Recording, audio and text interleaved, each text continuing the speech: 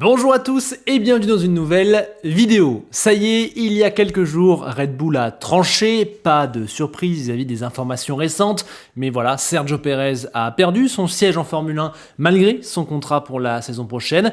Liam Lawson a été préféré à Yuki Tsunoda pour piloter aux côtés de Max Verstappen et Isack Hadjar entre en Formule 1 chez Racing Bulls. On va débriefer tout ça à froid désormais, il y a énormément de choses à dire sur les 4 pilotes et sur l'écurie évidemment, mais avant ça on est obligé de faire un petit point émotionnel concernant Isack. Je pense que beaucoup sont dans le même cas, mais c'est un petit peu le premier pilote qu'on a vu émerger du début à la fin, puisque la dernière arrivée française c'était Gasly en octobre 2017, perso j'avais que 18 ans, donc voilà, j'avais pas suivi sa carrière depuis le début. Là pour Isack c'est le cas, en plus c'est un mec qui a été sur les réseaux, qui est venu sur des live Twitch, qui a répondu sur Twitter. Donc forcément, voilà, je pense qu'on peut vraiment ressentir que c'est un pilote avec lequel on a tous déjà eu peut-être une interaction de près ou de loin. Et donc voilà, ça nous fait forcément quelque chose. Et puis évidemment, voilà, concernant moi personnellement et la chaîne, on avait pu l'interviewer très très tôt dans sa carrière. L'interview est sortie le 25 février 2021, il avait 16 ans, il sortait de la F3 asiatique, il n'était pas encore en FRECA, il n'avait pas encore obtenu son siège dans l'académie Red Bull, il n'avait pas encore gagné à Monaco. Après, on a fait plein de live Twitch avec lui dans une période très particulière. Je vous mets un extrait de cette interview-là parce que voilà, elle représente vraiment, je trouve, beaucoup de choses pour moi et c'est très émouvant de voir que du coup aujourd'hui, il est en Formule 1 et c'est un petit peu un truc pour toute la communauté YouTube, pour toute la communauté Formule 1 française. Voilà, Isack l'a fait et à l'époque, il disait ça. Je suis en première S. Quand je suis pas là, les autres ils continuent à faire court et je suis obligé, quand j'ai quelques jours de repos, je dois récupérer tout le temps perdu, quoi. Tu rentres d'un week-end de course et tu sais que dans quelques heures, tu es dans une salle de classe, donc c'est pas évident, quoi. La F4, mes parents, ils ont réussi à payer presque tout de leur poche, mais là, la F3 et tout ça, c'est clairement impossible. On a vraiment besoin de partenaires et c'est ma mère qui a toujours réussi à trouver des sponsors, à se saigner pour que je puisse faire les championnats que je veux faire, quoi. Moi, j'aime bien marcher sous la pression. Je sais pourquoi je roule, je sais pourquoi j'ai envie de réussir. Et tu vois, comme Pierre Gasly, il n'avait pas des moyens. Ses parents n'avaient pas les moyens de lui payer une saison d'F3, quoi. Donc, lui aussi, il a performé sous la pression. J'espère que je peux faire comme lui. Peut-être ça pourra payer un jour. À quelle époque, franchement, c'est assez incroyable de revoir ces images. On se rappelle aussi après des live Twitch qu'on avait fait ensemble. On avait aussi fait un gros débrief de la saison de FRECA avec lui, avec Adrien David, avec Perceval, que j'embrasse. Enfin, c'est dingue. Félicitations à Isack, félicitations à sa famille. C'est très, très, très particulier. On va reparler de lui à la fin de cette vidéo. Mais la première chose à dire, c'est que du point de vue émotionnel, du point de vue français, du point de vue de la communauté, son accession à la Formule 1, c'est un fait incroyable. Allez, on revient sur les décisions et on démarre avec le premier domino, c'est Sergio Pérez et son éviction qui n'est ni une surprise ni une injustice très clairement puisqu'il vient de terminer la saison 285 points derrière Verstappen, plus d'écart que tous les écarts combinés entre coéquipiers sur la grille. Il est 8e du championnat, il n'est pas monté sur le podium lors des 19 dernières courses, il n'a pas gagné cette année, c'est le seul pilote de Top Team à ne pas l'avoir fait. Il a inscrit que 2 points sur les 5 dernières courses, il a connu de nombreux crashs, de nombreuses éliminations en Q1. Voilà. Ça, au bout de 4 saisons et avec des fins de saison qui avaient déjà été compliquées en 2022-2023, au bout d'un moment, ça craque. C'était même devenu un peu malsain et je trouve que sa sortie le prouve, puisqu'à Abu Dhabi, il disait encore qu'il avait un contrat alors qu'il connaissait très bien sa situation et les volontés de l'équipe. Les négociations ont été bizarres jusqu'à la fin.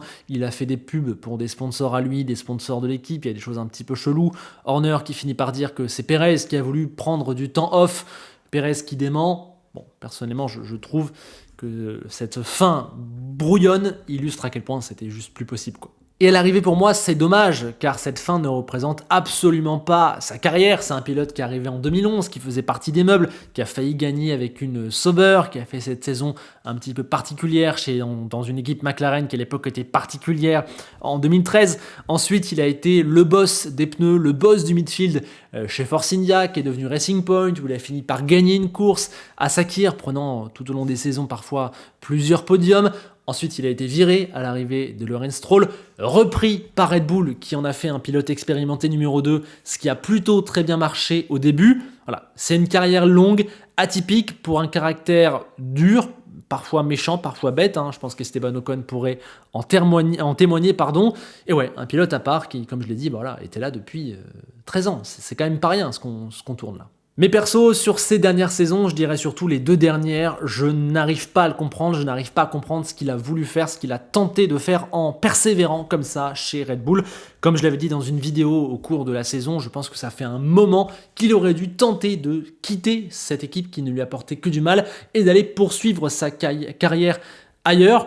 Franchement, s'il avait été bien traité par Red Bull, battu par Verstappen, mais en capacité d'aller chercher des podiums, d'aller chercher des victoires, même si ça pouvait être dur mentalement, s'il avait été finalement comme Bottas l'était chez Mercedes auparavant, bah oui, il y avait toutes les raisons de chercher à continuer, mais là, il ne jouait même pas les podiums, je vais même être cru, il ne passait même parfois pas en Q2, il vivait un cauchemar, il ne comprenait pas la voiture, et ce depuis un moment, donc pourquoi vouloir rester, ça n'apporte rien, ça n'apporte que du mal, et même c'est ce qui a conduit, en restant trop longtemps dans cette situation, à perdre son siège, ce qui allait arriver tôt ou tard, et perdre son siège contre rien, alors que si à 1 an et demi, il commence à négocier, je dis des équipes au hasard, avec Haas, avec Alpine, peut-être qu'il a une belle opportunité de finir sa carrière comme un Hülkenberg est en train de le faire et non pas comme lui va le faire en passant pour un pilote nul, un panneau pub, une marionnette, un pilote à la rue. Je pense que Sergio Pérez pouvait bien mieux finir que ça avec le contexte Red Bull dans lequel lui-même s'est auto-enfoncé par instant, a contribué à le détruire. Donc voilà, pour moi il y a un petit gâchis là-dessus et en tout cas le constat il est très clair, ça ne pouvait plus durer. Malgré tout sur ce sujet, vous le savez, j'essaye d'avoir une vision nuancée parce que je pense que c'est pas tout noir ou tout blanc et que même si ce n'était plus possible et qu'il n'y a pas mis du sien, ce n'est pas 100%, je dirais même c'est même pas 80% la faute de Sergio Pérez qui est un pilote expérimenté et qui a prouvé sa valeur à de multiples reprises dans de multiples contextes. Pour moi, le système Red Bull est à pointer du doigt avec au moins la même intensité que le Mexicain, puisqu'après Gasly et Albon, ce système vient d'atteindre plus que sa limite avec Pérez. Là, c'est un désastre. Pour moi, Red Bull est hypocrite. Elle l'a été avec Checo en ne l'aidant pas, en ne le considérant absolument pas, tout en lui rejetant la faute pour ses mauvaises performances et en espérant de meilleures, alors que pour moi c'était purement impossible dans ce contexte. Elle l'est aussi en le virant, tout en faisant croire que c'était la seule raison du problème et que maintenant ça va aller mieux.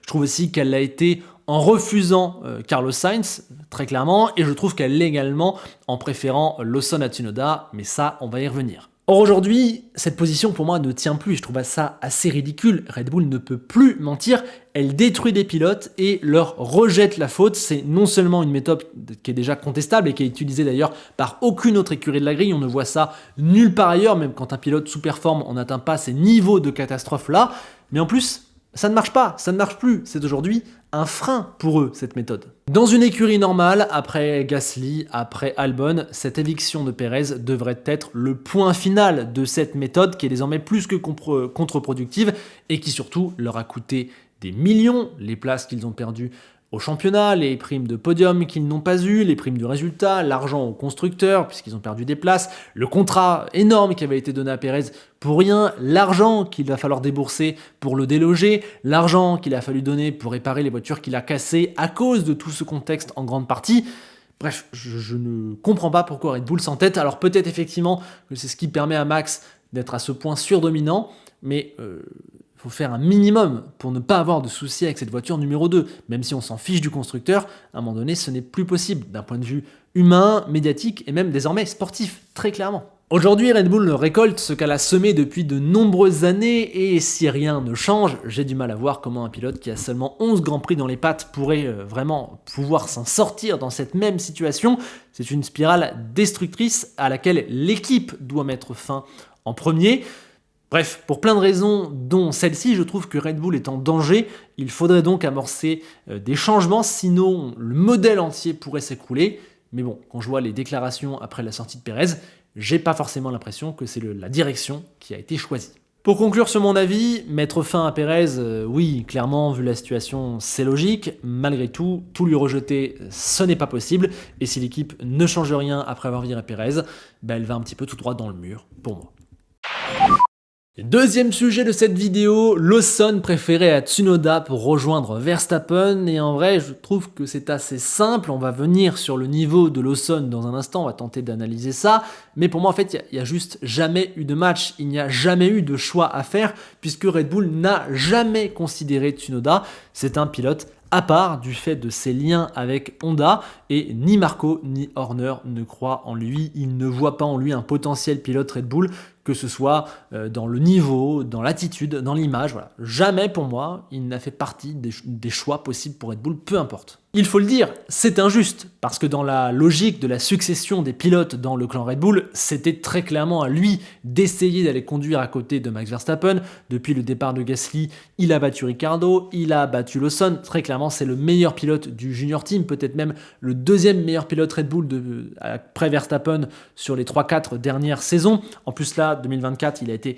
vraiment très bon, on voit qu'il progresse, qu'il s'est amélioré dans tous les domaines, qu'il tend à gommer certains de ses défauts. Voilà, bref, après 4 saisons, il y avait toutes les raisons de le faire monter lui, surtout face à l'inexpérience de Lawson, un Lawson qui, on va le voir, a été battu par Tsunoda. Mais voilà, on le dit depuis un moment, c'est la réalité de sa situation, il n'est pas vraiment un pilote Red Bull. Horner a d'ailleurs déjà commencé à nous dire que finalement il n'avait pas été si bon que ça dans la Red Bull lors des tests de post-saison, un truc qu'on pourra jamais vérifier, mais qui prouve que voilà, les dés sont pipés pour Yuki, il ne part pas sur la même ligne de départ que les autres, il n'est pas considéré parce qu'il n'est pas dans le cœur de ses patrons.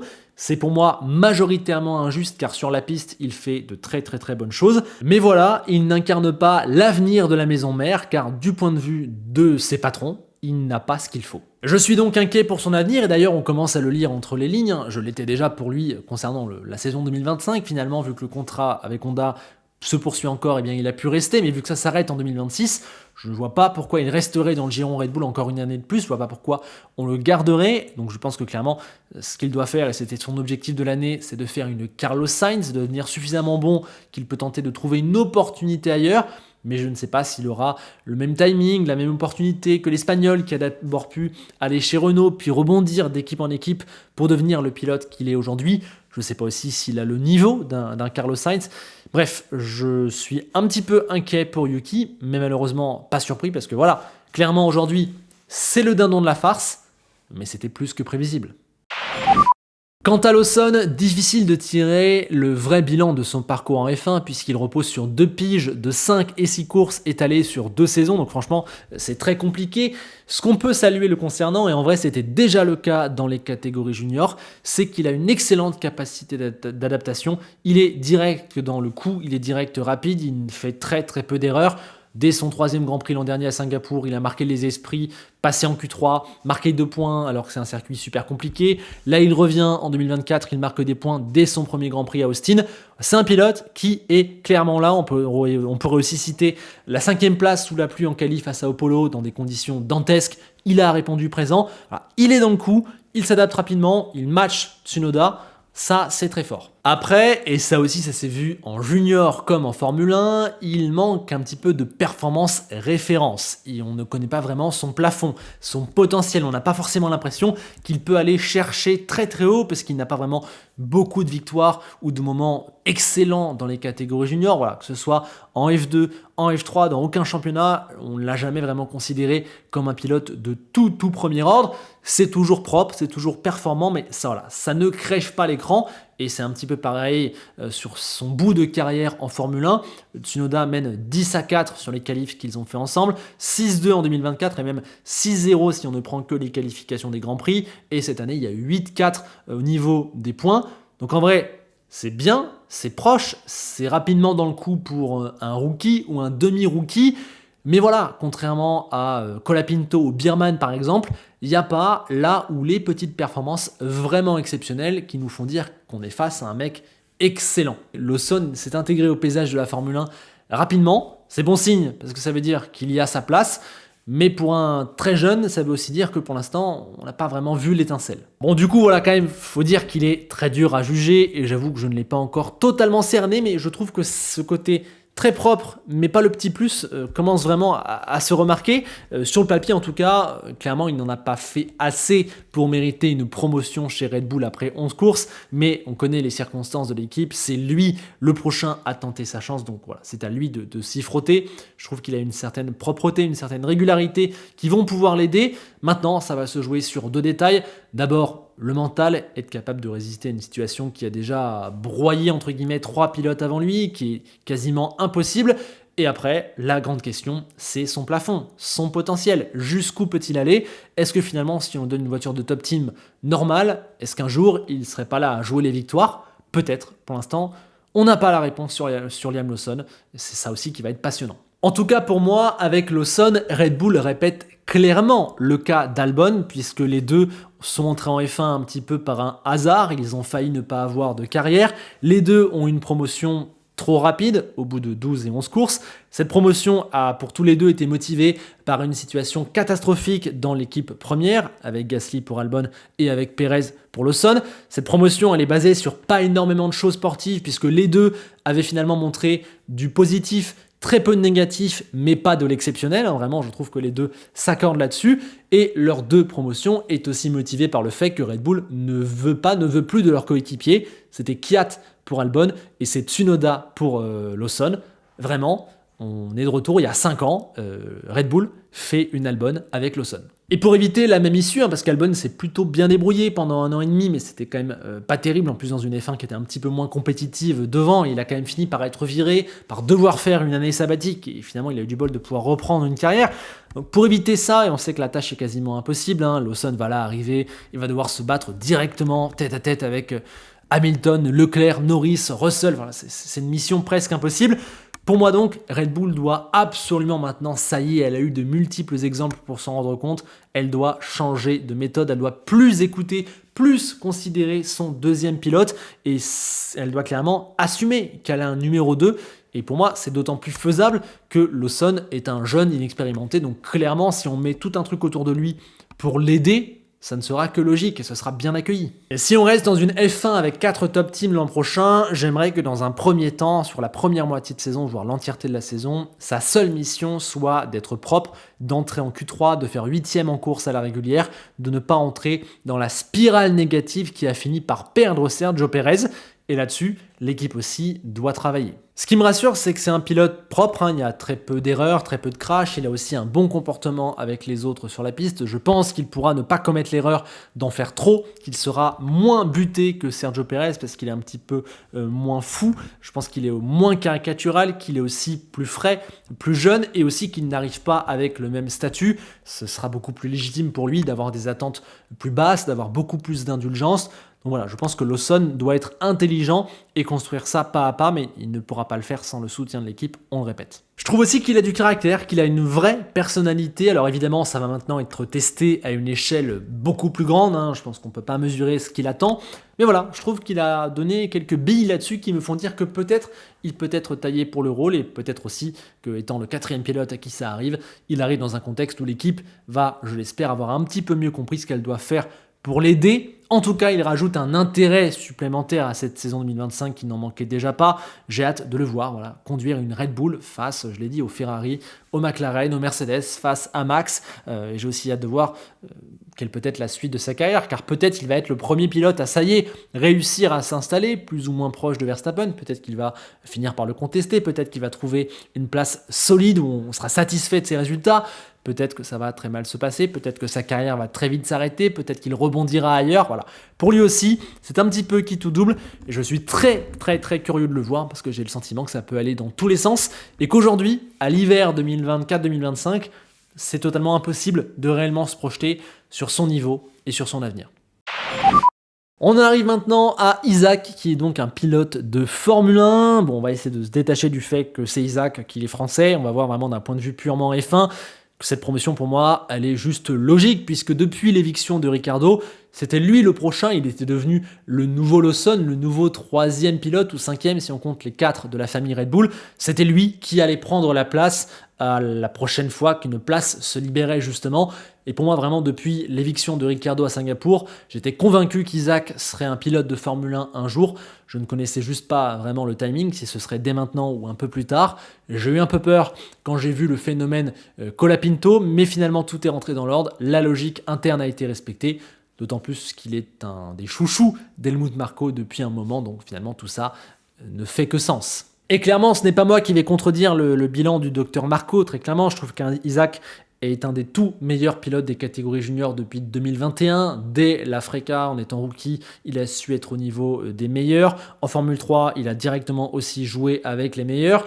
Et en F2, il a su survivre à l'année catastrophique avec Hightech l'an dernier où il a vécu des malchances terribles, où la voiture n'a pas du tout été au rendez-vous. Il a su quand même prouver sa valeur pour que Red Bull lui conserve sa confiance. Il est passé chez Campos, un grand pari. Et cette saison, il a été le meilleur pilote de Formule 2. On peut parler de Bortoleto qui était très bon aussi, mais pour moi, Isaac a été meilleur et le titre lui a été enlevé par une dose de malchance absolument folle. Donc voilà, comme lui a dit son père, il n'est champion de rien du tout, et ça, c'est vrai. Mais clairement, ses résultats bruts en junior ne rendent pas hommage, je trouve, à la performance qu'il a eue. Et d'ailleurs, je trouve ça bien que Red Bull, mais j'avais pas de doute, ait réussi à voir à travers ses résultats bruts. Regardez Biermann, il est la preuve vivante que s'arrêter aux résultats avant la Formule 1, c'est idiot. Il faut juger les jeunes pilotes sur des moments précis de leur carrière, de leur course junior, et aussi sur l'impression qu'ils laissent, sur les datas, sur la manière dont ils sont aussi dans le paddock des catégories juniors. Et là-dessus, je pense que Isaac s'est largement dénoté des autres, il est sorti du lot. Helmut Marko l'a repéré, on l'a vu aussi, et donc voilà, aujourd'hui sa promotion est logique. C'est un soulagement quand même que les catégories juniors, qui sont parfois aussi hasardeuses, soient maintenant derrière lui, et donc il va pouvoir démarrer sa carrière en Formule 1. C'est un soulagement, mais c'est aussi une toute nouvelle histoire qui commence, parce qu'être un pilote de Formule 1, c'est quasiment un autre métier qu'être un pilote de catégorie junior, qu'être un pilote aspirant à la F1, donc ça malheureusement on ne peut pas vraiment se projeter là-dessus. Ce qui me rassure, c'est que je pense que, sauf immense catastrophe de sa part à la Sargent ou ce genre de pilote à la De Vries, je pense qu'il a au moins 2 ans devant lui chez Racing Bulls, puisque le prochain talent derrière, c'est Lindblad, mais il arrive seulement en Formule 2, donc peut-être qu'on va lui laisser au moins 2 saisons comme pour Isaac. Et à côté de lui, c'est Tsunoda qui n'est pas considéré par l'écurie junior et qui pourrait sauter, on l'a dit tout à l'heure, dès 2026. Donc la logique voudrait qu'Isaac reste pour faire ses preuves, sauf catastrophe. On n'est jamais à l'abri, on a vu Colapinto qui nous a fait très peur, mais je crois qu'Isaac va être traité comme les talents Red Bull l'étaient il y a quelques années. Ils ont un peu perdu ça, mais voilà, faire monter un jeune dans les bonnes conditions et lui laisser 2-3 ans pour le former. Tout peut se passer très vite et ses performances dicteront évidemment la suite de sa carrière, mais au moins les conditions et le timing de son entrée en Formule 1 sont bons, sont bonnes, ça c'est très bien, c'est déjà un immense pas. Son duel avec Tsunoda m'intéresse beaucoup et je trouve qu'il est tombé sur un bon coéquipier pour démarrer, parce que Tsunoda, il faut le dire, c'est une vraie référence du milieu de peloton. On l'a vu cette année sur les tours rapides, sur les courses. Voilà, il est une vraie référence, un point pour Isaac à suivre, mais ce n'est pas non plus un énorme talent comme peuvent l'être par exemple des Russell. C'est pas non plus Verstappen évidemment, c'est pas non plus un expérimenté comme Hülkenberg qui pourrait te tabasser à force de régularité et de perfection. C'est pas non plus Fernando Alonso qui détruit des gens. Je trouve que finalement, pour démarrer, parmi tous les coéquipiers qu'il y a sur la grille, Tsunoda, c'est bien parce qu'il va être la référence, il va être le meneur de l'équipe, le point à suivre. Il va y avoir de très bonnes datas à suivre, à aller chercher. Mais je pense qu'Isaac a sa carte à jouer au bout d'un moment face à Tsunoda, que Tsunoda n'est pas non plus infaillible sur le plan mental, sur le plan des erreurs. Ça laissera la place à Isaac de briller et que du coup, après un premier temps d'apprentissage, il faudra éviter les erreurs ou au moins s'en servir s'il y en a. Je pense qu'il pourra commencer à montrer son talent, à conduire simplement comme il sait le faire.